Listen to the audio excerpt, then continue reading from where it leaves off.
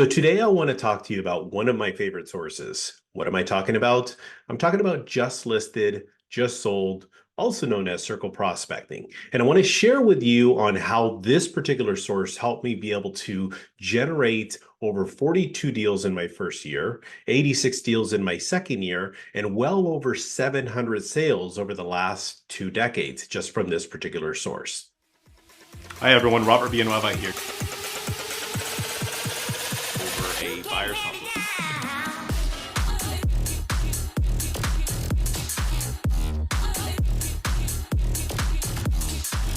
And of course, as always, I'll see you at the top.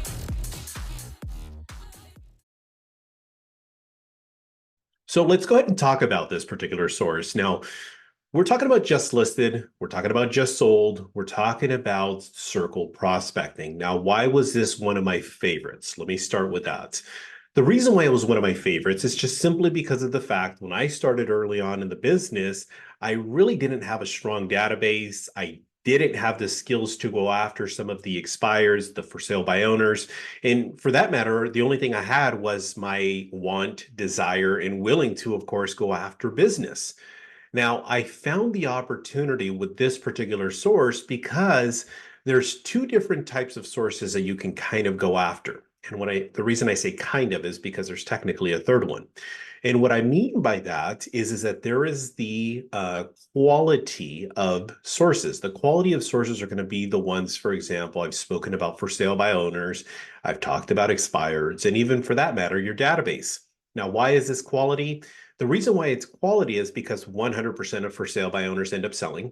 As far as expireds are concerned, you have at least a good 40, 50, maybe as many as 75% of those that end up selling. So they've already raised their hand and shown some level of interest. Well, when you're newer to an area, you're newer to the business, you're trying to get yourself established, maybe your circle of friends, family, your personal database, they may not necessarily be the most viable source right out the gate. And at least for me, when I started, I was a young 22-year-old. Unfortunately, I just did not have that trust. So what was left? For me, what was left to go out and knock on doors. And as far as knocking on doors is concerned, I also telephone prospect. And the one source that I had in terms of the quantity was that of just listed and just sold. So I went around, knocked on as many doors as I potentially could, and it gave me a pretty decent year, especially in that first year of business. Now, here's what I want to make sure. Let me jump into a point. That was, of course, a little bit of the Robertism in regards to that. But my first point is this. We have to link the prospecting we do to the goals that we actually have set. Now, in this video, I'm going to break it up into two parts.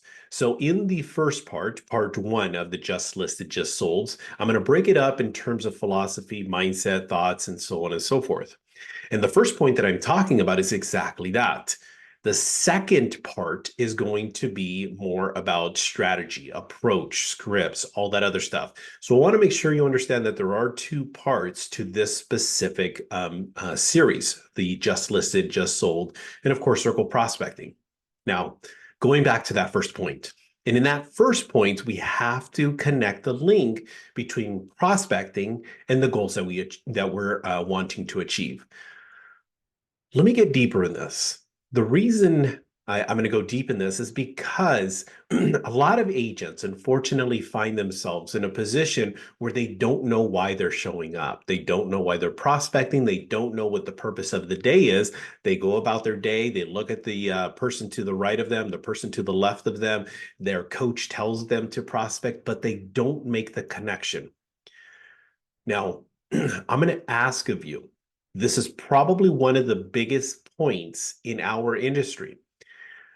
As a coach, one of the things that I see with most successful realtors, if not all the successful realtors, is that they're very clear in regards to with what they want. So you have to be able to create that connection. I'm going to give you an example. I'm currently working with a coaching client that they have a goal to go on this trip. And on this trip, it's going to cost about $50,000.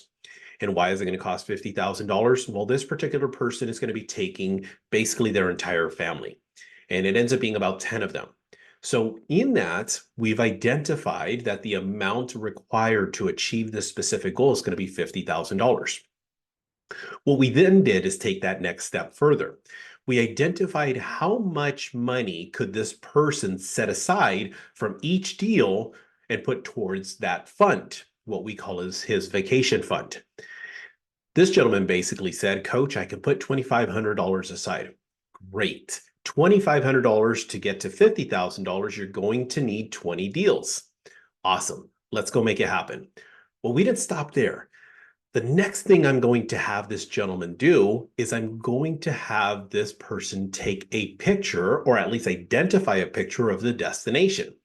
And in that, this person has a significant other and then 3 children.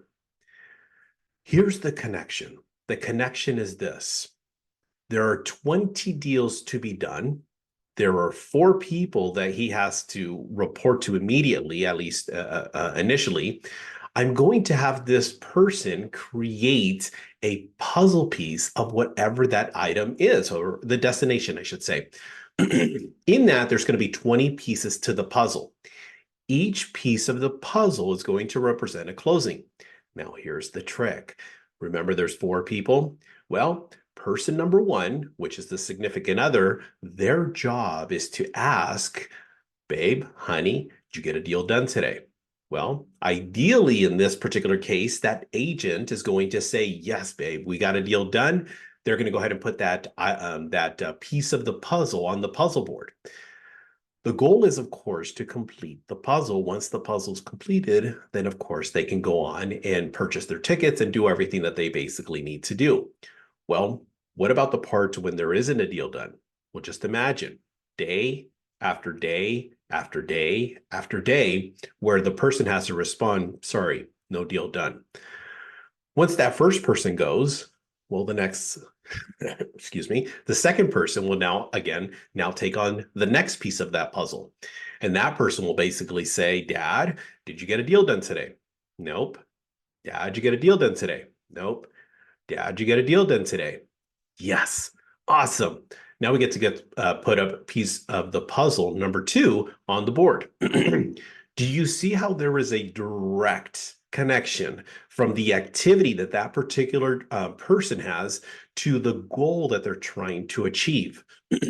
Now, I'm going to ask you, what is it that you're doing? What are some of your goals? What are some things that excites you so that you can show up and perform for the day? Now, this is important because even as I'm saying this, or I'm asking you, you're probably sitting there thinking like, yeah, I don't, I don't actually have a goal, or I don't have anything in specific, or I want to be rich. I want to be wealthy, but it's so generic. Do you see what I'm getting at? Now, I went in deep on this particular point because this is the one area that I do find there is a division between the agents that I coach that are very highly successful. They know their goals. They know exactly what they want to achieve. And the division being that, of course, of the opposite side of that, the clients that I coach that struggle. And I ask them what they want to achieve. They're either very vague on their goals or they don't have any goals. So I'm going to encourage you to make sure you're paying attention to this. Let's go to move on to the second point. But before I move on to that second point, I'm going to encourage you to go ahead and do that. I'm going to ask of you to comment. I'm going to ask of you also to subscribe. But most importantly, if you can do us a favor, let's grow the audience and if you can actually share it. Okay, now the other thing is you see this QR code right here. Well, there's all of my contact information. There's all of my handles, which we'll talk about at the end, but I'm going to encourage you, of course, to add me on all of the other platforms. Point number 2. Consistency. Consistency is key. Now, unfortunately, consistency shows up in a couple of different ways. Either you're being consistent or you're not being consistent. But the one thing I'm trying to get at in regards to that point is kind of like working out. The way it doesn't work is you can't be that person that says, hey, I went to the gym that last Thursday for 2 hours. And well, yeah, of course I go to the gym. Well, if you take that approach of going to the gym once or twice or 3 times a month, what kind of results are you going to get? Probably not too many. And what about your muscles? How are they going to feel? they're probably going to be pretty sore because you just don't have, that consistency. You don't have that rhythm. But if you went day after day after day after day, you start to be able to build this habit. So it's the same thing when it comes time to going after business. And going after business specifically with this source, you have to be consistent. What you want to do is you want to be able to create a routine. That routine ideally is not only daily, but you're also looking at when you're doing certain activities. Are you going to become a door knocker? Are you going to be the telephone prospector? Or are you going to do a combination of? You have to be able to build some version of consistency. Average business days in a month is about 20 days. Are you prospecting? Are you doing with what you're supposed to be doing based on this specific topic? And are you doing that 20 days out of the month, or are you doing it 4? I don't know. Just think about that. Let's move over to point number 3. Now, on point number 3, I want you to think about this. Unfortunately, with agents, they always use this coach. I use the scripts, I'm not getting the results. Well, in point number 3, it's not always about what you say, it's about how you say it, that in some cases is going to be more important than what you say. Now, I'm not saying that not using a script is a good thing, because a lot of times you end up shooting from the hip. What I'd rather you do is be in a position where not only do you have the script memorized, I want you to be in a position where you have that script internalized. What's the difference? The difference is being in a position where, number one, you just simply read the script. And as you read the script, you're going through and you sound so robotic. We hear this all the time about scripts, right? And then there's point number 2, which is that of having it memorized. Well, you sound a little less robotic, but it's so impersonal. And what I mean by memorized is you're just going through, asking the question, they're answering, you're responding. And then in point number 3 is now having it internalized. When you have it internalized, it gives you the opportunity to go away from the script just for a second or two, maybe a question or two, but get back on script. And having it internalized gives you the opportunity to become more masterful. What's the difference? Well, as an example, having it memorized, think of the kids that are doing that kindergartner, first grade, second grade play. They have it memorized. They might have their teacher or the person that's instructing them on how to do with whatever those moves are or that song. Or think of the highest paid actor. What's the different levels of skills? Well, in the first one, you have it memorized, which is that kindergartner, but then you also have the Oscar winning actor or actress that is making 50, $75 million a film. It's a little bit of a difference, right? That's the difference between having it memorized and having it internalized. The other thing too, besides that, is being in a position where you have the right tone. This is really important we understand this. That's part of it's not what we say, it's how we say it comes into play. The example I like to use is, for example, somebody bumping into you and telling you sorry. What do I mean by that? I bump into you and I look at you and I go, sorry. I said it, but there was no meaning behind it. The internalized version, as the example, I bump into you and I go, oh my gosh, I'm so sorry. Are you okay? Is everything fine? I'm so sorry. Do you see how the difference just simply in terms of the tone can play a part? Now, I know it's kind of a silly example, but that's what ends up showing up when you're prospecting and you're working with some of these people. You're finding yourself in a position where you are just doing nothing more than just saying the words. It doesn't always work that way. Well, how do we get better? The way we get better is on point number 4. Point number 4 is we have to have practice, but I don't want you to just have any practice. I want you to have perfect practice so that you can get the results. What's perfect practice? Perfect practice is taking with whatever it is that you did yesterday and using that as an example in your role play. So that you're going to use kind of like example scenario. That gives you the opportunity to practice more live situations versus the made up version that you put up in your head, or that one situation that happened 7 months ago, that one version, and you're stuck with role playing that. Don't do that. Take yesterday's best case scenario. You came this close to setting an appointment. but it didn't come together. Well, work on that. Where could I have picked up and done a better job at? So that's something that you're going to, of course, want to take into consideration. The other part of it is um, the amount of time, the amount of times that you are role playing. Now, I'm going to ask of you, as an example, in the NBA, National Basketball Association, the best shooter of all times, not the best player, because we can go into all of these different Michael Jordans, Kobe Bryant's my favorites, LeBron James. You can go through all of these different scenarios, Larry Bird, Magic Johnson, all of these different people. But I can guarantee you that the largest percentage, 80, 90% of the people would agree with me that the best shooter of all times, Steph Curry. Okay. Now, what does Steph Curry have anything to do with, becoming a better prospector? He has a lot. And the reason I bring it up is because Steph Curry, when he practices, he actually practices shooting 300 to 500 times when he practices. How many times do you practice? That one time last Thursday doesn't work. So you have to be able to not only put in the time, which is that, of course, of the quantity, but you also have to look at in terms of the quality. Role playing yesterday's scenario. The other thing is being in a position where you have your partners, as you get better, to become tougher on you. Maybe the first time you're going through role playing, there's no objections. That's okay. You're working on it. But then you start to get better, and then you get the one objection, and then the two objections, and then you get the two objections with a tone, and then you get the three objections with just this anger and just this sass from your role play partner. So in that, make it harder and harder and harder and harder so that when it actually comes to game time, when it comes time to actually prospecting, that gives you the opportunity to become more masterful. Now, number 5, we all find ourselves in this position that we sometimes struggle with our mindset. And number 5 is working on your mindset daily. This is vital.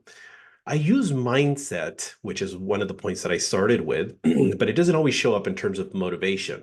Mindset, the example I like to use, I use a lot of analogies. I'm sure you can figure that out by now. But mindset, I like to kind of equate it to that of a flat tire. And what do I mean by that? You don't pay attention to your tires. You're just going about your business, going from point A to point B. But the minute that you actually get a flat tire, how does that make you feel? Defeated and deflated for that matter. See, I tried to actually create a new word there. And in that, you really don't pay attention until you actually have a bad flat tire or a bad mindset. So you have to stay strong mentally. You have to look at certain exercises that you do to keep your mindset strong. I've talked about in other videos, which I would encourage you. I don't want to go into the depthness too much on this particular point because there is a video specifically about mindset. The only thing I'm going to say is you have to work on it, or for that matter, go and watch that video so that you can go into the depthness behind the mindset of that. So that's something you really want to pay attention to. We're almost done. Point number 6, here's what we want to do. We got to avoid distractions. Why do we avoid distractions? Unfortunately, as we're prospecting, knocking on doors, or trying to generate business, you find yourself in a position you have all of these things that are in a sense taking place, but your job. You have to avoid the distraction. No social media, no web browsing, no texting, no emailing, no talking to staff, no, hanging out at the water cooler, if you want to call it that. Stay focused, stay driven, stay determined, stay on point so that you can, of course, get the results, which is that of getting appointments. Well, in that window, because on an average, let's say, for example, 60 minutes, how much time are we doing this? Spending talking? Maybe 15, maybe 20. If you're lucky, maybe 30 minutes of talking. My question to you is, what are you doing with the other 30, 40 minutes? You should be working on your skills. Just simply go through, read your script, or how about better yet, record yourself and just listen to yourself between calls. I don't know, just a thought, just something that I basically just mentioned. How about making it a little bit Steph Curry-ish? based on what I just talked about. So instead of doing that one role play last Thursday, how about if you practice that particular script once, twice, 20, 50, 100 times while you're waiting for somebody to pick up? Something to think about. Last point. Let's wrap this up. Number 7, always put your listings in the MLS on Wednesday or Thursday, whenever possible. Now, I know it's kind of a silly little point, but why Wednesday, Thursday? Because I see it quite frequently where agents will meet with a seller. They take the listing on Friday, Saturday, Sunday. They get photos done, and then it ends up going on the MLS on Sunday or Monday. Well, it's not a big deal, but see, here's what ends up happening. You put it in the MLS on a Saturday or Sunday, and you and I know that showings, the larger percentage of the showings end up taking place on the weekend. Okay. Now, most agents think about you when you're prepping for your showings for Friday or Saturday. When are you doing that? You're not doing it on Friday. You're not doing it on Saturday. In most cases, you're prepping in advance on Wednesday or Thursday. So I'm going to encourage you, just a small little admin point on this one, is being in a position where you input your listings, just listed, just sold, on Wednesday or Thursday. Okay. Now, obviously, I'm not telling you to get out of compliance. You got to do everything you got to do to, of course, be in a compliant state for whatever state you're in. But you want to be in a position where you're maximizing that. What's the benefit of that? Well, the benefit of that, of course, is days on market. The other benefit of that is it gives you the opportunity, if you're in a state that allows you to do some version of pre-marketing. The other part of that, of course, is being in a position where maybe you could start out with an open house, kind of as an example. So these are things that I'm going to encourage you to look at. Now, remember, this is a 2-part series video. The other part, I'm going to go into a lot more on the tactics specifically about Just Listed. So in this is a little bit more of the behind the scenes, if you want to call it that, regarding the Just Listed. I'm hoping that this video was helpful. I'm going to ask of you again to like, comment, subscribe, but most importantly, if you can help me grow the audience by sharing it. So if you could do us that favor. Now, keep in mind, I also have other platforms. You have the QR code, which is here, which is definitely something you'll want to look into. And then the other part of it is I'm on Instagram, I'm on TikTok, and I'm also on Facebook. Now, on Facebook, I have a specific group where we role play all of these scenarios. If you want to know more information, we do that on Tuesday, Wednesday, and Thursday. You can send me a direct message, or you can look up the group, which is Top Realtor Training. It's on Facebook, Top Realtor Training. Now, as far as that is concerned, there are 3 questions you have to answer, okay? Fortunately, I don't want to say unfortunately, but I fortunately get 10, 12, 15 people that inquire almost a day. The problem, though, is some people aren't answering the questions, and I'm having to reject you. Okay, so you have to answer the questions. There's no ifs, ands, or buts. You don't answer the 3 questions, you automatically get declined. Okay, so please don't take any offense to it because you're just simply not following the rules. So just follow the rules. I'll see you in Facebook, or for that matter, just stay tuned to YouTube. And I appreciate you as always. I'll see you at the top. Hi, everyone. Robert Villanueva here. Over a buyer's consult.